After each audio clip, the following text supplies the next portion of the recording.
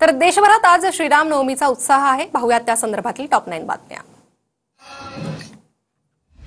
अयोध्येच्या मठ मंदिरांमध्ये रामाच्या जन्मोत्सवाचा उत्साह। रामनवमीच्या पार्श्वभूमीवर देश आणि जगभरातून भाविक राम लल्लाच्या दर्शनासाठी अयोध्येत दाखल।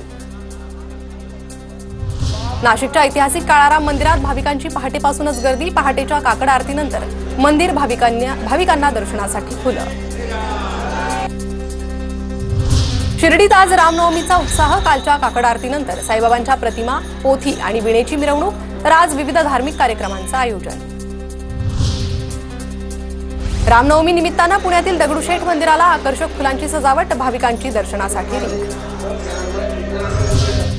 वाशिमच्या पोहरादेवीत रामनवमी निमित्त आज महोत्सवाचं आयोजन। मुख्यमंत्री आणि त्यांच्या पत्नी पोहरादेवीत दर्शनासाठी येणार। फडणवीसांच्या हस्ते शासकीय पूजा होणार। बीडच्या परळीतील पुरातन राम मंदिरांना आकर्षक विद्युत रोषणाई। गोराराम, काळाराम आणि सावळाराम मंदिरात रामजन्मोत्सव साजरा केला जाणार। नागपुरात आज रामनवमीच्या पार्श्वभूमीवर 3 ते 4 हजार पोलिसांचा बंदोबस्त तैनात। पोलिसांचा चोख बंदोबस्त।